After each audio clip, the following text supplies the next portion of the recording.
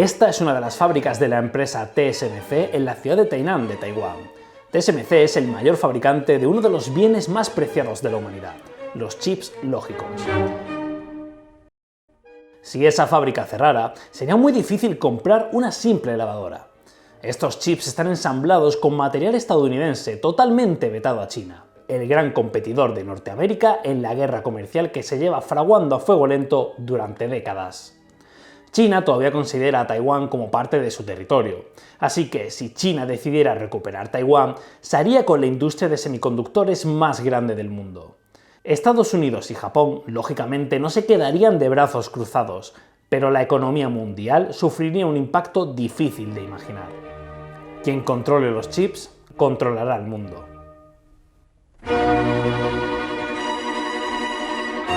La Segunda Guerra Mundial fue la batalla del acero. Pero si hoy hubiera una guerra a gran escala, no serían ni las armas de fuego, ni los aviones, ni los tanques, ni los misiles el factor decisivo. Esta guerra la ganaría quien tuviera más y mejores chips. Y por eso Estados Unidos y China llevan años manteniendo una guerra silenciosa por el control del silicio. Una guerra que para entenderla tenemos que remontarnos casi 80 años atrás. Y donde están involucrados espías de la KGB, robo de propiedad intelectual y tantas conspiraciones que es a veces difícil separar la realidad de la ficción. En 1947, William Shockley encabezó un grupo de física en Bell Labs, una de las instituciones más prestigiosas en la investigación de telecomunicaciones, llamada así por el inventor del teléfono, Alexander Graham Bell.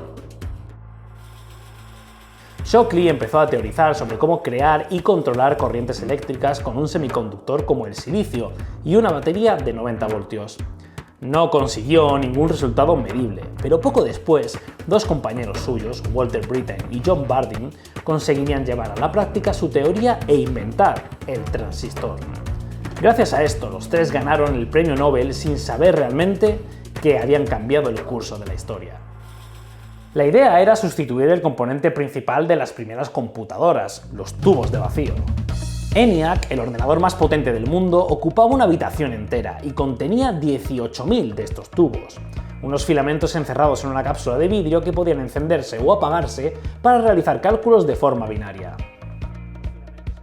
Para que los transistores pudieran sustituir a estos tubos, primero había que encontrar una manera de simplificarlos y producirlos en masa.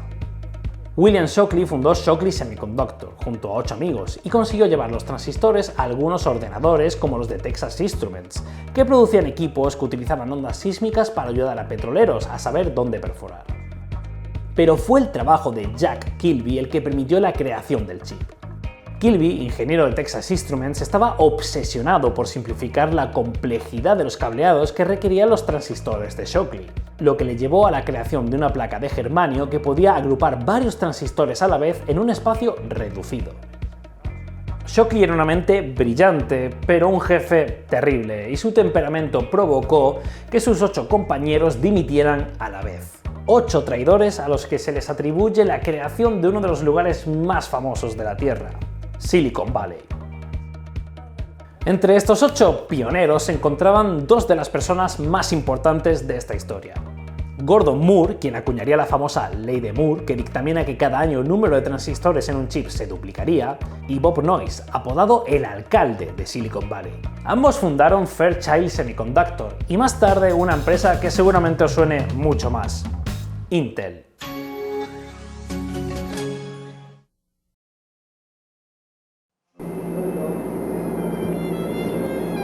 Ignition sequence starts.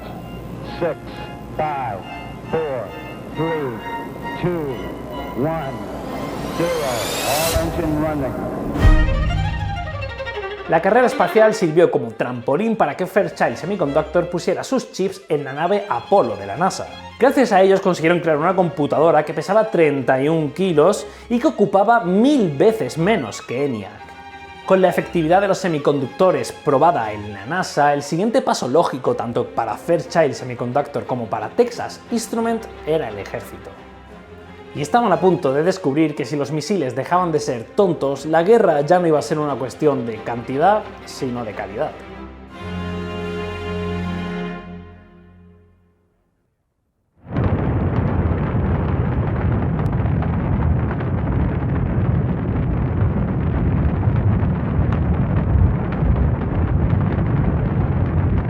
Además, es aquí donde empieza una de las claves del conflicto actual, la fabricación en masa. Por poner un ejemplo, el misil Minuteman II exigía miles de circuitos integrados, así que los tiempos de fabricación empezaban a ser un problema. Por fortuna, en 1958, J. Lathrop, experimentando con su microscopio, inventó la fotolitografía, que a día de hoy se sigue usando para fabricar chips de forma masiva en todo el mundo. Texas Instruments se encargó de implementar con éxito el proceso de fotolitografía en su producción de chips, en parte gracias a la contratación de Morris Chang, un joven ingeniero del MIT que se encargaba de supervisar el proceso de forma meticulosa. Al principio os he hablado como todo el mercado de transistores depende casi en su totalidad de Taiwán y sus fábricas. Pues bien, estas pertenecen a TSMC, la Taiwan Semiconductor Manufacturing Company. ¿Y sabéis quién sería su fundador? El señor Chang.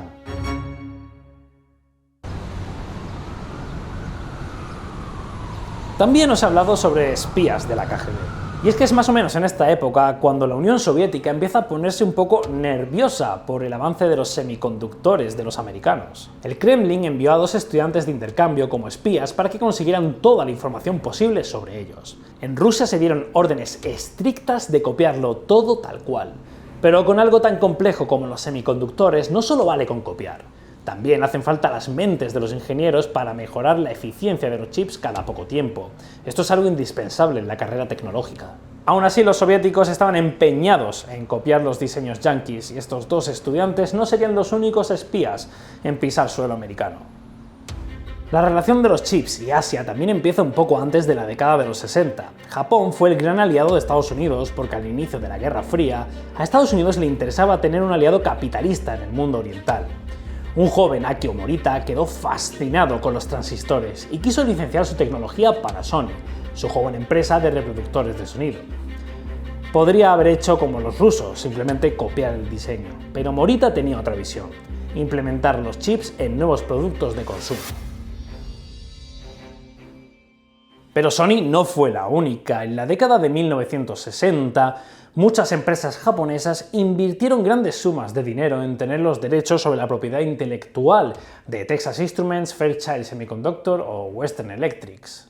Morita fue un agente importantísimo de la relación simbiótica que estaba a punto de ocurrir entre los chips y Asia, ya que poco a poco se fue convirtiendo en una especie de embajador de la tecnología japonesa en Estados Unidos. Y fue gracias a él que se abrió la primera planta de semiconductores de Texas Instruments en Japón.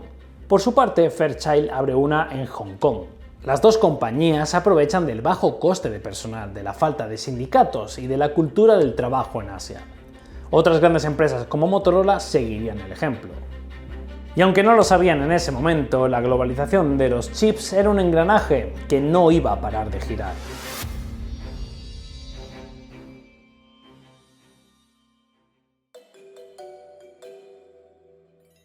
Morris Chang y Mark Shepard de Texas Instruments visitaron Taiwán por primera vez en el 68 como parte de una gira por Asia para elegir una nueva instalación para el ensamblaje de chips. El ministro de Economía de Taiwán, K.T. Lee, sabía que su país se podría beneficiar de una relación más profunda con Estados Unidos de cara a protegerse de una invasión china. En 1969 esta planta estaba ensamblando los primeros dispositivos y en 1980 ya había producido 1.000 millones. Japón, por su parte, no se había detenido en ningún momento y estaba empezando a superar en calidad de construcción a los americanos. La tasa de fallo de los chips japoneses es de 0,02, mientras que la de Estados Unidos es de 0,09 mínimo. Entre 1975 y 1980, Japón es el mayor productor de DRAM del mercado, y Sony no para de crecer gracias al bombazo que fue el Walkman, con 385 millones de unidades vendidas en todo el mundo. En el 86, Japón ya produce más chips que los americanos. Las empresas o divisiones en Estados Unidos de DRAM comienzan a cerrar, y Estados Unidos comienza a cuestionarse si el objetivo de convertir a Japón en capitalistas democráticos había funcionado demasiado bien. Y aunque todavía no se convertirá en uno de los grandes protagonistas de esta historia, es en estos momentos, a finales de los 80, cuando Ren Zhengfei funda Huawei. Luego volveremos con él. Los teléfonos de gama alta Android suelen llevar los chips más avanzados de Qualcomm, una empresa que nace a finales de la década de los 80 como una compañía de comunicaciones inalámbrica. Nunca hubieran llegado a su posición actual si Lynn Conway y Carver Mead no hubiesen conseguido separar el diseño de los chips de su fabricación. Esta separación de tareas permitía a las empresas centrar sus esfuerzos solo en el diseño y mantener una innovación constante, algo que la Unión Soviética seguía sin tener. Como os dije, los dos estudiantes no serían los únicos espías de esta historia, y de hecho fue otro infiltrado ruso el que ayudó a destapar la dirección T. Esto, junto a la demostración de la integración de los chips más actuales en las armas utilizadas en la guerra de Irak, hizo que Rusia reconociera que había perdido la Guerra Fría, y ofreció retirar las tropas soviéticas de Europa del Este a cambio de acceder a la tecnología estadounidense. Un ejemplo más de cómo los semiconductores estaban reforjando el mundo. Las viejas fábricas de chip rusas, irónicamente, acabaron sirviendo para ensamblar juguetes del McDonald's. Pero todavía nos falta una pieza clave en todo este entramado tecnopolítico: el gigante chino. Tras la muerte de Mao en 1976, China empezó a integrarse en la economía global, atrayendo algunos de los empleos básicos de manufactura y ensamblaje que Taiwán había utilizado para salir de la pobreza. Con salarios más bajos y millones de campesinos deseosos de cambiar el trabajo en el campo por la fábrica, la entrada de China en el ensamblaje de productos electrónicos fue tan masiva que amenazó con dejar a Taiwán fuera del negocio. El golpe en la mesa que dio Taiwán frente a esta situación resuena a día de hoy. El ministro K.T. Lee ofreció a Morris Chang un cheque en blanco para construir la industria de chips de Taiwán. Chang sabía que el futuro estaba en la separación entre diseño y producción de chips, y la empresa que estaba preparando se iba a encargar precisamente de la producción. TSMC estaba a punto de nacer, pero antes necesitaba que las empresas extranjeras se llevaran la producción a su fábrica. Sus amigos de Texas Instruments o Intel rechazaron su propuesta, alegando que era una malísima idea. Fue Philips la primera que transfirió su tecnología de producción y concedió licencias de propiedad intelectual, además de $58 millones a cambio de una participación del 27,5% en TSMC. Mientras Morris Chang construía en sus fábricas los chips más avanzados del mundo con gigantes de Silicon Valley como clientes, en China se estaban haciendo chips con tecnología de hacía 10 años. El país pidió más investigación sobre semiconductores, pero los decretos por sí solos no podían producir invenciones científicas ni industrias viables. Por lo que cuando Ren Zhengfei de Huawei comenzó a construir su negocio de electrónica a finales de los 80, no tuvo más remedio que depender de chips extranjeros. La realidad era que en Taiwán se fabricaban los chips y en China se ensamblaban los dispositivos.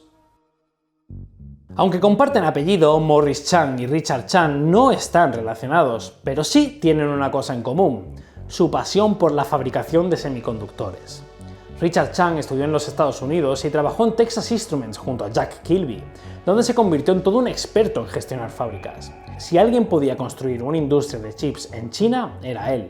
Richard Chang funda Semiconductor Manufacturing International Corporation, o SMIC, en el 2000, con la idea de hacer lo mismo que había hecho TSMC en Taiwán. Siguiendo estrictamente esta hoja de ruta, a finales de los 2000, SMIC ya estaba tan solo a 2 años por detrás de los líderes tecnológicos. Ahora TSMC tenía competencia en múltiples fundiciones en diferentes países del este de Asia: Chartered Semiconductor de Singapur, Vanguard Semiconductor de Taiwán y Samsung de Corea del Sur, que había entrado en el negocio de la fundición en 2005. Llegamos a un momento en el que la fotolitografía y la miniaturización de los transistores comienza a no dar más de sí. Pero con la ley Moore como mantra, los holandeses de ASML, la única empresa capaz de fabricar máquinas litográficas de última generación, empieza a investigar la luz ultravioleta extrema, EUV. Aunque la relación de Intel con Apple era buena tras introducir sus procesadores en los Mac en 2006, con la comodidad de un monopolio de los chips con arquitectura de x86 no supieron ver con claridad algo que estaba a punto de explotar: los smartphones. Intel rechazó la propuesta de Jobs de fabricar el procesador del primer iPhone, considerándolo un dispositivo de nicho. Tras el rechazo, Apple recurrió a ARM, una empresa fundada por la propia Apple y otros dos socios, que fracasó al intentar competir con Intel, pero que tenía la ventaja de ser de código abierto, por lo que cada fabricante podía modificar los chips a su gusto. Esto les hizo muy populares en dispositivos pequeños y portátiles como la primera Game Boy de Nintendo. Era justo lo que necesitaban los de Cupertino. Intel nunca ha sido capaz de integrarse en los dispositivos móviles que hoy en día consumen un tercio de los chips vendidos. Estados Unidos y Japón seguían en un tira y afloja por el mercado de la DRAM, pero finalmente Micron fue el único productor yankee de DRAM capaz de seguir el ritmo de sus rivales del este de Asia, mientras que muchos otros productores de DRAM estadounidenses directamente quebraron. Hasta finales de la década de los 2000, Intel mantuvo una ventaja sobre Samsung y TSMC en la producción de transistores miniaturizados, pero la brecha se había reducido. Intel funcionaba más lentamente, aunque todavía se beneficiaba de su punto de partida más avanzado. Estados Unidos era líder en la mayoría de los tipos de diseños de chips, aunque MediaTek de Taiwán estaba demostrando que otros países también podían diseñar chips. Alrededor de 2015, el gobierno estadounidense comienza a preocuparse por la pérdida de fuerza de sus empresas tecnológicas. El Pentágono sigue de cerca y con bastante nerviosismo los esfuerzos de China por aplicar potencia informática a nuevos sistemas de armas. Y por supuesto, no se quedan de brazos cruzados. En 2016, durante el último año de la administración Obama, Huawei y ZTE son acusados de violar las sanciones estadounidenses al suministrar bienes a Irán y Corea del Norte. ZTE depende en gran medida de componentes estadounidenses en sus sistemas, sobre todo chips, y las acusaciones amenazan con restringir cualquier exportación de tecnología civil. En marzo de 2017, antes de que se cumpla esta amenaza, la empresa firma un acuerdo con el gobierno de Estados Unidos y paga una multa, para que las restricciones no entren en vigor. Y mientras tanto, Kenny Wang, un trabajador de Micron en Taiwán, está robando datos confidenciales para llevárselos a una nueva empresa de DRAM en China, Fungia Jinhua. Cuando Micron les demanda por violar sus patentes, Fujian Jinhua hace algo totalmente inesperado. En China la legislación sobre propiedad intelectual era muy laxa y solo en las últimas décadas se ha ido adecuando a los estándares del mundo occidental. En este contexto de vacío legal, Jinhua presenta una contrademanda en la provincia china.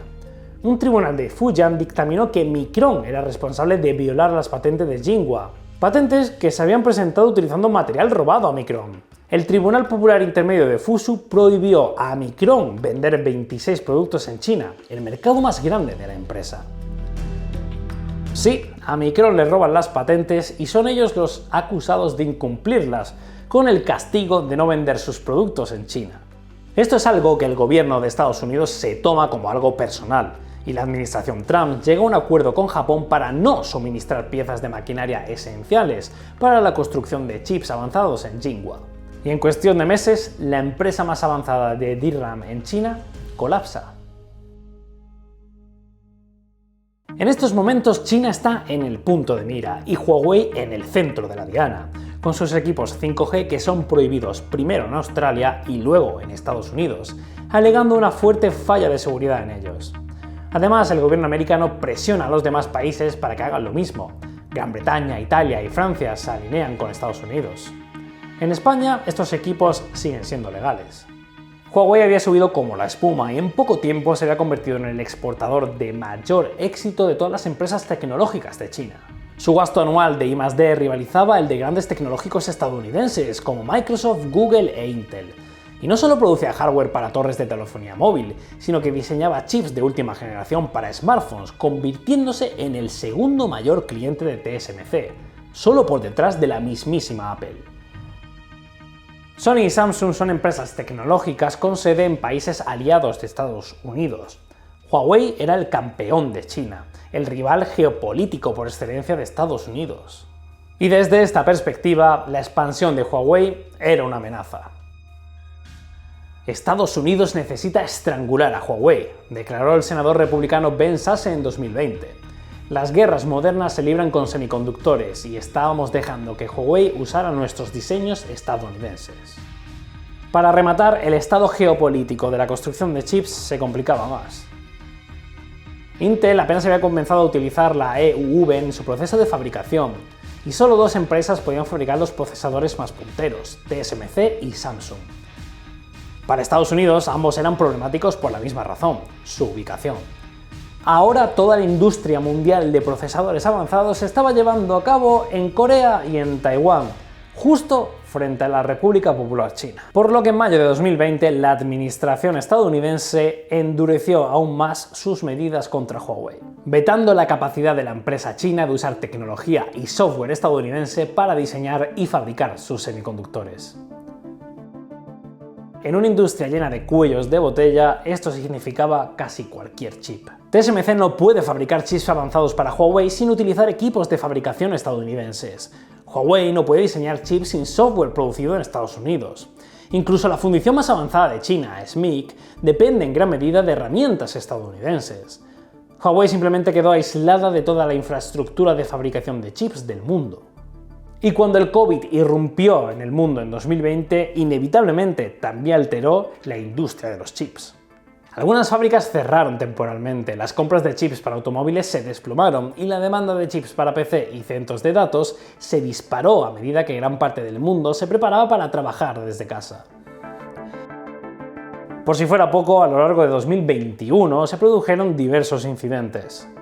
Un incendio en una instalación de semiconductores japonesas, tormentas de hielo en Texas, donde se encuentra un centro de fabricación de chips en Estados Unidos, y una nueva ronda de confinamientos por COVID en Malasia, donde se ensamblan y prueban muchos chips. Y de repente muchas industrias alejadas de Silicon Valley se enfrentaban a una escasez de chips debilitante. Los grandes fabricantes de automóviles, desde Toyota hasta General Motors, tuvieron que cerrar fábricas durante semanas, porque no podían adquirir los semiconductores que necesitaban.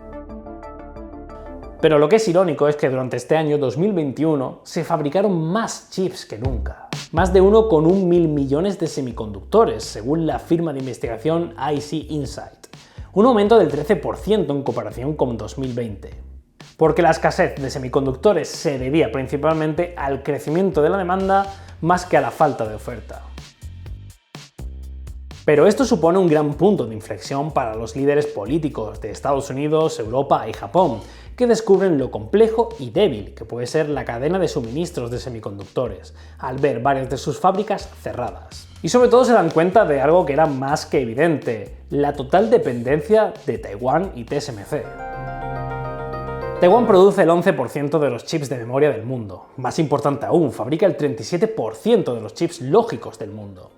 Los ordenadores, los teléfonos, los centros de datos y la mayoría de los demás dispositivos electrónicos no pueden funcionar sin ellos, por lo que si las fábricas de Taiwán se detuvieran, produciríamos un 37% menos de potencia informática durante el año siguiente. Solo imaginad lo que eso supondría para el mundo. Y es un futuro al que Estados Unidos teme por la cercanía de Taiwán con China y la insistencia de esta de que la isla forma parte de la República Popular. Si China lograra presionar a Taiwán para que le dé a Beijing acceso igualitario o incluso preferencial a las fábricas de TSMC, Estados Unidos y Japón seguramente responderían imponiendo nuevos límites a la exportación de maquinaria y materiales avanzados, que en gran medida provienen de estos dos países. Pero se necesitarían años para replicar la capacidad de fabricación de chips de Taiwán en otros países, y mientras tanto seguiríamos dependiendo de Taiwán. Un escenario así sería desastroso para la posición económica y geopolítica de Estados Unidos. Sería aún peor si una guerra acabara con las fábricas de TSMC. La economía mundial y la cadena de suministros que atraviesa Asia y el estrecho de Taiwán dependen de esta paz precaria. Pero la realidad es que China sigue dependiendo de tecnología extranjera y que su industria de chips, aunque avanza más rápido de lo que muchos creían posible, aún no está a la altura. Huawei sigue haciendo grandes esfuerzos y ya ha fabricado un chip de 5 nanómetros en SMIC, la empresa de Richard Chan, sin necesidad de maquinaria occidental nueva. Pero aún así, la empresa holandesa ASML fabrica el 100% de las máquinas de litografía ultravioleta extrema del mundo, sin las cuales es simplemente imposible fabricar chips de última generación. Y estamos hablando de una máquina con casi 500.000 piezas, que solo conocen los ingenieros especializados de dentro de la empresa.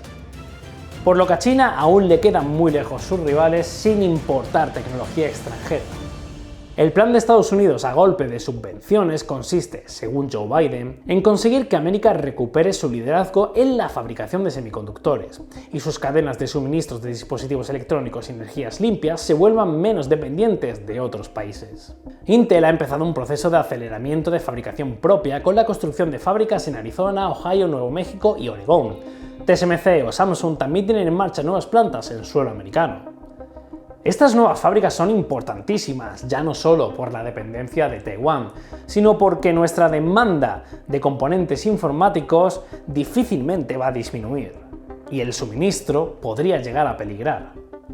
En algún momento las leyes de la física harán imposible reducir aún más el tamaño de los transistores. Incluso antes de eso, su fabricación podría resultar demasiado costosa. Las herramientas necesarias para fabricar chips cada vez más pequeños son asombrosamente caras, y ninguna más que las máquinas de litografía de EUV de última generación, que cuestan 350 millones de dólares. Las relaciones entre China y Estados Unidos siguen bastante tensas, pero al menos de momento parece que ambos países prefieren evitar un conflicto directo y siguen centrados en ganar la carrera de la fabricación de chips. Pero Taiwán sigue siendo el eje central de todo y China lo ha dejado claro. 我们坚持以最大诚意，尽最大努力，争取和平统一的前景。 但绝不承诺放弃使用武力，保留采取一切必要措施的选项。 Y hasta aquí esta guerra de chips que se está produciendo en estos momentos entre Estados Unidos y China, con otros muchos países del mundo involucrados. Espero haberos informado lo mejor posible y si tenéis cualquier duda o comentario me lo podéis dejar por aquí abajo. Yo me despido ya, Sataqueros, y nos vemos como siempre en el próximo vídeo.